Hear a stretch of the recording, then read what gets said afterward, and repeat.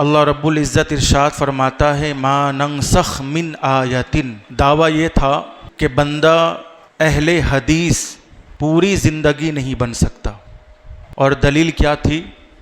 ہر حدیث رسول اللہ صلی اللہ تعالی وسلم کی ہر حدیث قابل عمل نہیں، اس لیے جب رسول پاک صلی اللہ علیہ وسلم کی ہر حدیث قابل عمل نہیں ہے تو پھر کوئی بندہ اہل حدیث بن ہی نہیں سکتا۔ اہل حدیث کے لیے ضروری ہے کہ وہ ہر حدیث پر عمل کرے، اور جب کہ کوئی بندہ رسول پاک صلی اللہ علیہ وسلم کی ہر حدیث پر عمل نہیں کر سکتا۔ مگر جب بات سنت کی آتی ہے تو سنت رسول پاک صلی اللہ علیہ وسلم سے منسوب جو بھی سنت ہے، ہر سنت قابل تقلید ہے، قابل عمل ہے، اس لیے بندہ اہل سنت تو بن سکتا ہے لیکن اہل حدیث نہیں بن سکتا۔ اس پر بہت ساری باتیں ہوئی تھیں، اور میں نے ایک مثال بھی دیا تھا کہ بہت ساری حدیث ایسی ہیں کہ جن کا حکم اٹھا لیا گیا ہے، اور قرآن پاک میں بھی بہت ساری آیتیں ایسی ہیں کہ جن کا حکم منسوخ ہے۔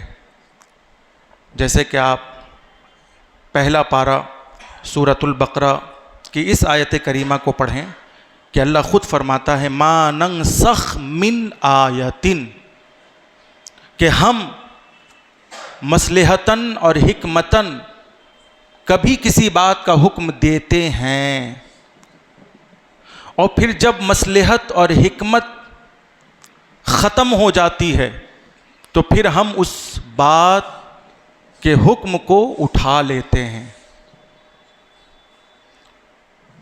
چنانچہ خاتم المحدثین علامہ جلال الدین سیوطی شافعی علیہ الرحمہ، یہ وہ ہستی ہے کہ جنہوں نے جاگتی آنکھوں سے حضور پاک صلی اللہ تعالی علیہ وآلہ وسلم کی نہ جانے کتنی بار زیارت کی ہے،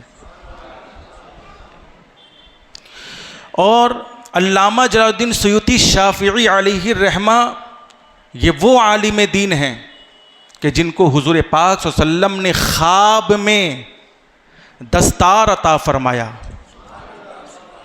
اور لقب عطا فرمایا، شیخ الاسلام والمسلمین کا لقب خواب میں حضور پاک صلی اللہ علیہ وسلم نے علامہ جلال الدین سیوطی علیہ الرحمہ کو عطا فرمایا۔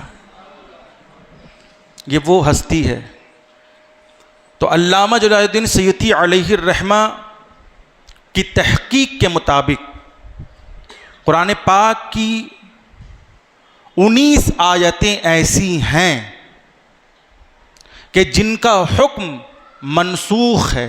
منسوخ جب بھی میں کہوں تو آپ سمجھ جائیں کو یا تو وہ آیت اٹھا لی گئی ہے اور یا پھر اس کا حکم اٹھا لیا گیا ہے۔ تو قرآن پاک کی 19 آیتیں ایسی ہیں کہ جن کا حکم اللہ نے اٹھا لیا، یعنی اس پر اب عمل نہیں ہے۔ علامہ جلال الدین سیوطی شافعی کی تحقیق کے مطابق کچھ آیتیں اٹھا لی گئی اور کچھ آیتوں کا حکم اٹھا لیا گیا، یعنی آیت تو ہے، آیت کی تلاوت ہوتی ہے مگر اس کے حکم پر عمل نہیں ہوتا ہے، اور کچھ آیتیں ہی اٹھا لی گئی۔ دیکھیے، جب قرآن کی آیت منسوخ ہو سکتی ہے، میں اتنا سمجھانا چاہ رہا ہوں کہ جب قرآن کی آیت منسوخ، بولیے سب مل کر، ہو سکتی ہے، جب حکمتاً اور مصلحتاً جب اللہ اس حکم کو صادر فرماتا ہے اور پھر حکمتاً اور مصلحتاً اس حکم کو اٹھا لیتا ہے، جب قرآن کی آیت ناسخ اور منسوخ ہو سکتی ہے، جب قرآن کی آیت کا حکم اٹھایا جا سکتا ہے، جب قرآن کی آیت پر عمل نہیں ہو سکتا تو کیا حدیث منسوخ نہیں ہو سکتی؟ کیا حدیث کا حکم اٹھایا نہیں جا سکتا؟ اس لیے تو قرآن ہے. میں اپنی طرف سے ایک بات نہیں، قرآن پڑھیے آپ. ما ننسخ من آیت، اللہ فرماتا کہ ہم کسی آیت کو بعض مصلحت کے طور پر اٹھا لیتے ہیں اور کسی آیت کا حکم اٹھا لیتے ہیں. اب حدیث کی طرف آئیے. بہت ساری حدیثیں ایسی ہیں کہ جو منسوخ ہے. اب مثال کے طور پہ رفع یدین والی حدیث میں سمجھا رہا تھا نا، اور میں نے کہا تھا کہ اس پر میں بات کروں گا انشاءاللہ. میں اپنے موضوع سے ہٹوں گا نہیں. شیطان لاکھ چاہے ہٹانے کی کوشش کرے مگر میں نہیں ہٹوں گا. رفع یدین والی حدیث منسوخ ہے. کیا ہے بولیں؟ کیونکہ جب آیت منسوخ ہو سکتی ہے، جب آیت کا حکم اٹھایا جا سکتا ہے تو حدیث بھی منسوخ ہو سکتی ہے، حدیث کا حکم بھی اٹھایا جا سکتا ہے. کیونکہ قرآن سے بڑھ کر کوئی کتاب نہیں ہے.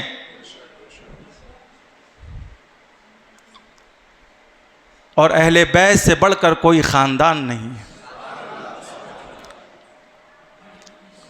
تو رفع یدین والی حدیث منسوخ ہے. حضرت عبداللہ ابن عمر رضی اللہ تعالی عنہ سے مروی ہے کہ یہ حدیث واقعی میں نے بخاری شریف میں پڑھی ہے. میں نے پوری بخاری پڑھی ہے اور بخاری شریف میں یہ حدیث میں نے پڑھی ہے کہ اللہ کے رسول صلی اللہ علیہ وسلم رفع یدین فرماتے تھے. مگر میں نے یہ بھی حدیث پڑھی ہے کہ آپ صلی اللہ علیہ وسلم نماز کے اندر رفع یدین کرتے تھے. تو رفع یدین کی حکمت اور مصلحت یہ تھی کہ ان کے پیچھے حضور پاک صلی اللہ علیہ وسلم کے اقتداء میں کچھ کفار، کچھ منافقین بھی نماز پڑھنے آتے تھے اور وہ بتوں کو چھپا کر لاتے تھے. تو اللہ پاک نے حکم دیا، اے نبی آپ رفع یدین فرمائیں، یعنی ہاتھوں کو جھاڑیں تاکہ منافقین کا بت بھی جھڑ جائے. اور پھر کچھ دن کے بعد جب اسلام مضبوط ہو گیا، مستحکم ہو گیا، ہر گھر میں اسلام پہنچ گیا اور جب لوگوں کے دلوں میں ایمان راسخ ہو گیا تو پھر اللہ نے رفع یدین والے حکم کو اٹھا لیا اور پھر قرآن میں فرمایا وقوموا للہ قانتین. اور اے محبوب اب آپ نماز پڑھیں اور قیام کریں تو بالکل اطمینان اور سکون کی حالت میں نماز پڑھیں. اب آپ بتائیں ہم کس کی بات مانیں؟ قرآن کی بات مانیں یا حدیث کی بات مانیں؟ ظاہر سی بات ہے ایک مسلمان تو یہی کہے گا کہ بات تو قرآن کی مانیں گے، کیونکہ اللہ کے نبی نے ہمیں یہی تعلیم دی ہے کہ جب بات مصلحت اور حکمت کی آ جائے اور جب بات قوم و ملت کی آ جائے تو سب سے پہلے تم قرآن میں تلاش کرنا. قرآن میں اگر مل جائے تو پہلے قرآن پر عمل کرنا. اب قرآن پاک کی یہ آیت دیکھ لیجئے، وقوموا للہ قانتین. اللہ نے فرمایا کہ اللہ کے لیے جب قیام کرو، نماز کی حالت میں رہو، نماز میں آؤ تو بالکل اطمینان اور سکون کی حالت میں کھڑے ہو. اس قدر اطمینان اور سکون ہو کہ جیسے دور والے کو یہ پتہ ہو کہ شاید یہ کوئی انسان کھڑا نہیں ہے بلکہ کوئی کھمبا کھڑا ہے. اور بزرگان دین نے ایسی نماز پڑھی ہے، مولائے کائنات نے ایسی نماز پڑھی ہے کہ جب ان کے بدن مبارک پر تیر چبھ گیا اور تیر نکالنے کی بات آئی تو نماز کے باہر مولائے کائنات فاتح خیبر، داماد پیغمبر، بہادر عرب جب تیر نکالا جا رہا تھا تو کراہ رہے تھے، درد سے کراہ رہے تھے. کسی مشورے دینے والے نے مشورہ دیا کہ علی کو نماز میں جانے دو، کیونکہ جب یہ نماز میں جائے گا تو پھر اس کے بدن پر نیزے لگے یا اس کے بدن سے تیر نکالے جائیں اسے احساس نہیں ہوگا. اور یہی ہوا.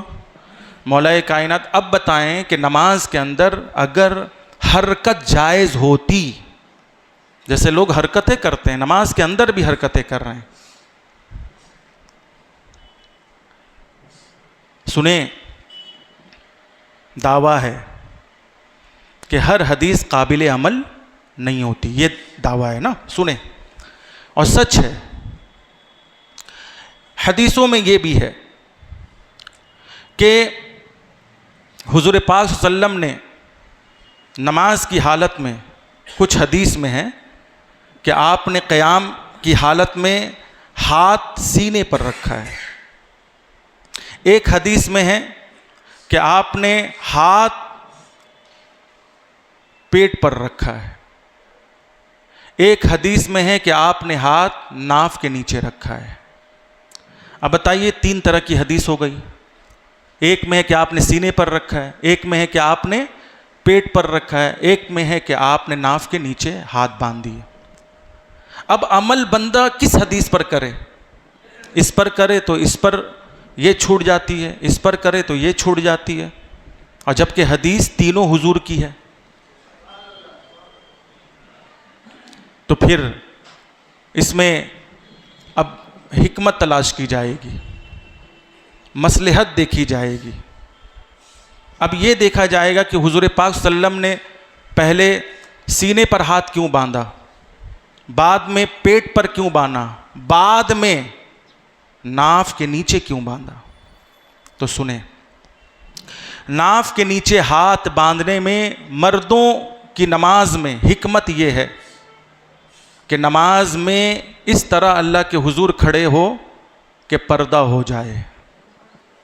بولیے کیا ہو جائے؟ نماز کے اندر بھی پردے کا حکم ہے، عورتوں کے لیے بھی ہے اور مردوں کے لیے بھی ہے. آج ہمارے نوجوان سڑکوں پر ہاف پینٹ پہن کر گھومتے ہیں. آپ کو پتہ ہے گٹھنا کھولنا، گٹھنا دکھانا، گٹھنا دیکھنا حرام ہے، ناجائز ہے. اور دیکھیے نماز کے اندر بھی اللہ نے مردوں کے لیے پردہ رکھا، عورتوں کے لیے پردہ رکھا.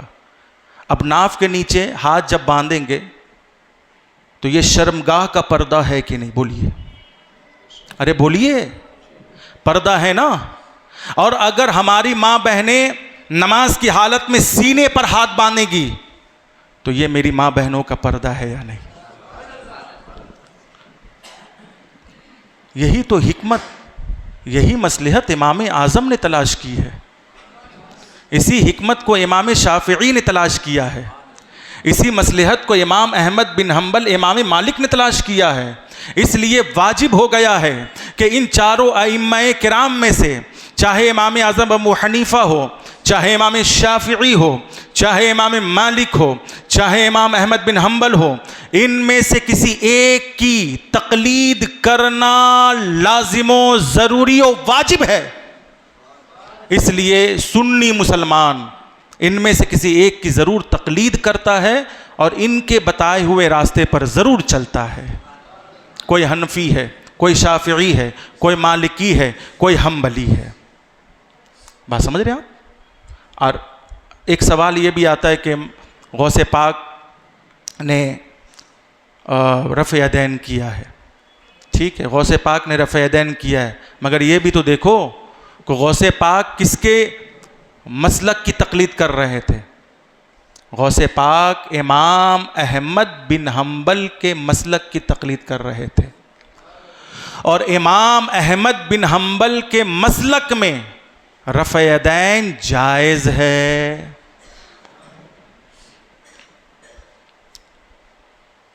وہ ہیں سنیوں کے پیشوا. تو کیا حنبلی سنی نہیں ہے؟ بے شک حنبلی بھی سنی ہے، شافعی بھی سنی ہے، مالکی بھی سنی ہے، حنفی بھی سنی ہے. آپ بھی اگر کسی امام کی تقلید میں رفع یدین کرتے ہیں تو ہمیں کوئی اعتراض نہیں ہے، لیکن آپ تو تقلید کو مانتے ہی نہیں ہیں. توجہ ہے نا؟ آپ بھی اگر کسی، چاروں ائمہ میں سے کسی ایک امام کی تقلید میں رفع یدین کریں گے تو ہمیں کوئی اعتراض نہیں ہے. جیسے غوث پاک امام احمد بن حنبل کی تقلید کے مطابق رفع یدین کرتے تھے، اس کے باوجود بھی وہ ہمارے پیشوا ہیں، اس کے باوجود بھی وہ پیروں کے پیر ہیں. اگر آپ بھی، آپ کا اعتراض ہے نا کہ آپ کے غوث پاک خود رفع یدین کرتے تھے، تو ٹھیک ہے، ہم اس اعتراض کو ایکسیپٹ کرتے ہیں، مگر اس کا جواب یہ ہے کہ اگر آپ بھی آج سے غیر مقلدیت سے توبہ کر لیں گے، اہل حدیث سے توبہ کر لیں گے، اور چاروں ائمہ مجتہدین، امام اعظم ہو یا امام شافعی ہو یا امام مالک ہو یا امام احمد بن حنبل، ان میں سے کسی ایک کی تقلید کر لیں گے اور ان کی تقلید کے مطابق اگر آپ رفع یدین کریں گے تو ہم آپ کو اپنا سنی بھائی مانیں گے. مگر سوال دیگر جواب چنی. ہاں اب آئیں گے تو حضور پاک صلی اللہ علیہ وسلم نے بہت ساری حدیثیں ایسی ہیں کہ جن میں، جیسے ایک حدیث یہ بھی ہے کہ شروع صحابہ اور خود حضور پاک صلی اللہ علیہ وسلم نماز کی حالت میں ضرورتاً بات چیت کر لیا کرتے تھے، ضرورتاً بات چیت کر لیا کرتے تھے. لیکن بعد میں جب قرآن کی آیت نازل ہوئی کہ جب اللہ کے حضور کھڑے ہو تو اس میں حرکت نہیں ہونی چاہیے، بالکل پرسکون کھڑے ہو. جب نماز میں حرکت کیجئے گا نا تو پوری زندگی میں حرکت ہوگی. آپ یاد رکھ لیں، ایک شخص آیا جو بہت نماز پڑھتا تھا لیکن اس کی زندگی میں سکون نہیں تھا. وہ ایک بزرگ کی بارگاہ میں آیا، کہا حضور آپ کوئی وظیفہ بتا دے کہ نماز میں سکون مل جائے. تو بزرگ نے ایک وظیفہ دیا، کہا کہ سکون سے نماز پڑھ تو سکون ہی سکون رہے گا. اب یہاں نماز تو لوگ پڑھتے ہیں تو کبھی پنکھا دیکھتے ہیں، کبھی بتی لائٹ دیکھتے ہیں، کبھی آتے جاتے لوگوں کو دیکھ رہے ہیں. اس قدر نماز، ایسی نماز ہوتی ہے بتائیں آپ؟ تو سکون سے نماز پڑھیے تاکہ زندگی پرسکون ہو جائے.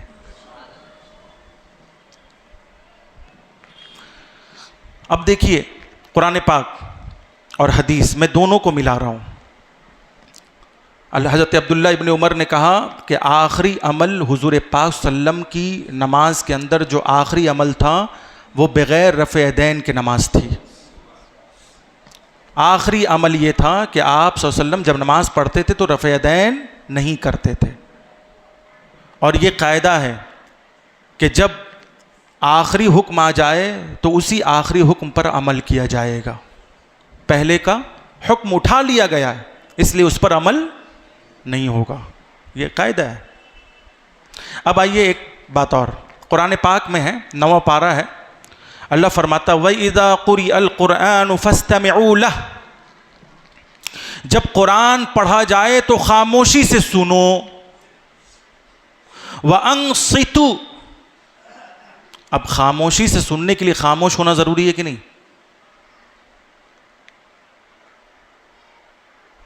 بھائی سننے کے لیے اگر کوئی بات آپ غور سے سنیں گے تو اس کے لیے آپ کا خاموش ہونا ضروری ہے یا نہیں ہے؟ پہلے یہ بتائیں آپ. ایسا تو نہیں کہ آپ بھی بولتے رہیں اور وہ بھی بولتا رہے تو کون کس کو سنے گا. اسی لیے حکم ہے کہ جب چند لوگ قرآن شریف کی تلاوت کریں تو ایک بندہ بلند آواز سے پڑھے، باقی سارے لوگ خاموشی سے پڑھے، تاکہ جو بندہ بلند آواز سے پڑھ رہا ہے اس کی آواز سب تک پہنچے. کیونکہ قرآن جب پڑھا جائے تو اسے سننے کا حکم ہے. وَأَنصِتُوا، اور خاموش رہنے کا حکم ہے. لَعَلَّكُمْ تُرْحَمُونَ، تاکہ اللہ تم پر رحم فرمائے. قرآن ہے، یہ قرآن ہے. اب حدیث میں آ جائیے. حدیث میں اللہ کے رسول نے فرمایا لا صلاة الا بفاتحة الكتاب، کہ کوئی نماز بغیر سورہ فاتحہ کے نہیں ہے. یہ حدیث ہے، ٹھیک ہے. اور وہ قرآن ہے کہ جب قرآن پڑھا جائے تو خاموشی سے سنو. اور حدیث میں ہے کہ کوئی نماز بغیر سورہ فاتحہ کے نہیں ہوتی. اس لیے دیکھیے گا آپ ہر نماز میں سورہ فاتحہ, ٹھیک ہے, ہر رکعت میں, صرف ہر نماز میں نہیں ہے بلکہ ہر رکعت میں سورہ فاتحہ ہے, کیونکہ حضور نے فرمایا کہ کوئی نماز بغیر سورہ فاتحہ کے نہیں ہوتی ہے. اب بندہ کس پر عمل کرے؟ مان لیجئے اگر تنہا نماز پڑھتا ہے تو کوئی بات نہیں, اگر وہ تنہا نماز پڑھ رہا ہے تو کوئی بات نہیں ہے, وہ تلاوت کرے گا, وہ خود سنے گا.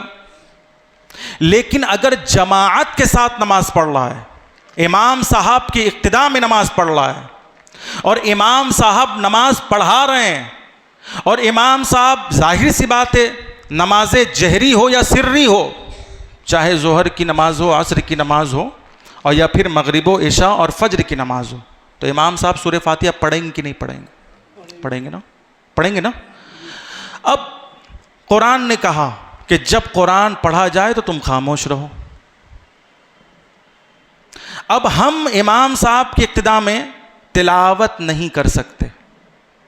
لب لباب یہی ہے کہ ہم امام صاحب کی اقتداء میں تلاوت, کیونکہ امام کی تلاوت مقتدیوں کے لیے کافی ہے,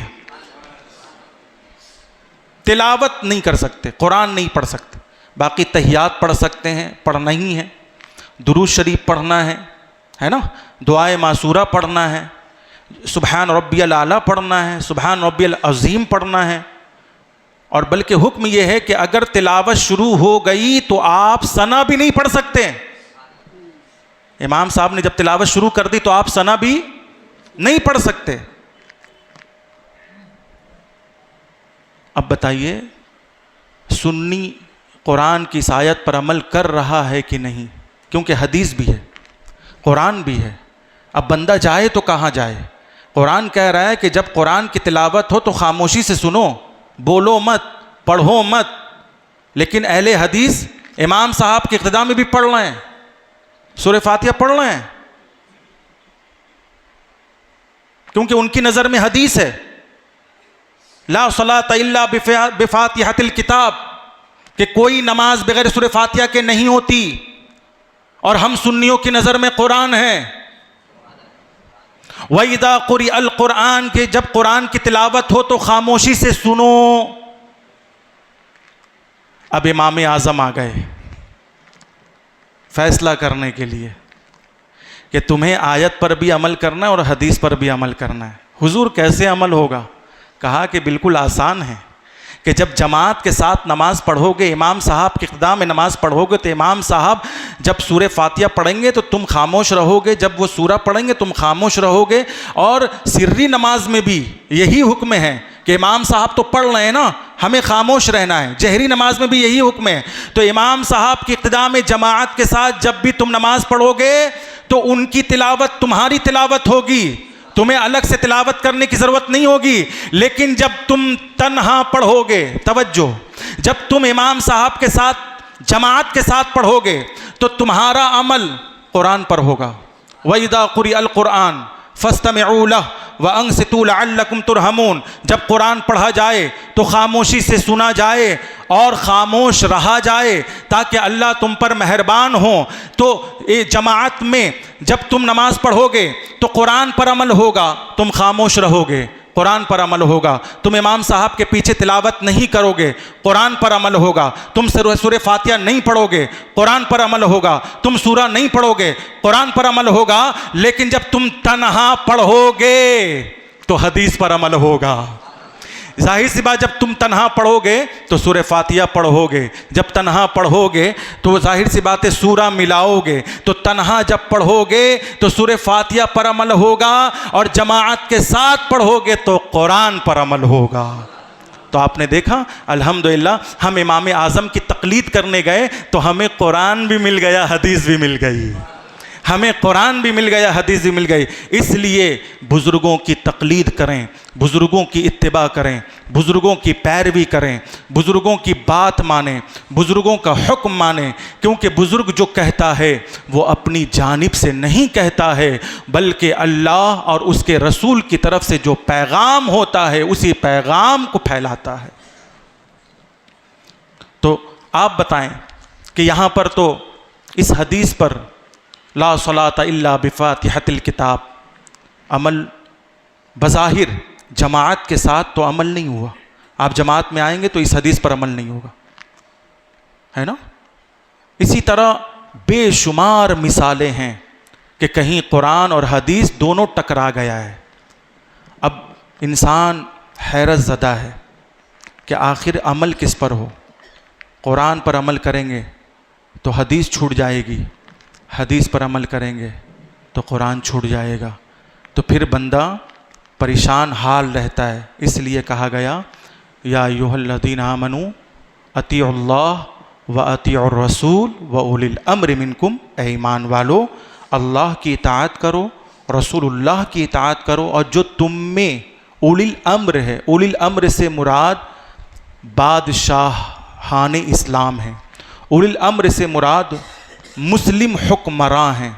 مسلم حکمراں بھی ظاہر سی بات ہے کوئی فیصلہ سنائے گا تو شریعت کے مطابق سنائے گا، مسلم حکمراں بھی کوئی فیصلہ کرے گا تو قرآن و حدیث کے مطابق کرے گا، اور قرآن و حدیث کے مطابق فیصلہ کرنے کے لیے عالم دین کی ضرورت پڑے گی، عالم دین کی اقتداء اور تقلید کی ضرورت پڑے گی۔ تو لب لباب یہی ہوا کہ تم اللہ کی اطاعت کرو، رسول اللہ کی اطاعت کرو، اور جو تم میں علماء حق ہیں، علماء اہل سنت ہیں، تم ان کی اقتداء کرو۔ تو اللہ پاک ہم سب کی حفاظت فرمائیں، ایمان کی حفاظت فرمائیں، ہماری جان کی حفاظت فرمائیں۔ صدق دل سے پڑھ لے استغفر اللہ اور ربی من کل ذنب اذنبتہ واتوب الیہ، لا الہ الا اللہ محمد رسول اللہ صلی اللہ علیہ وسلم۔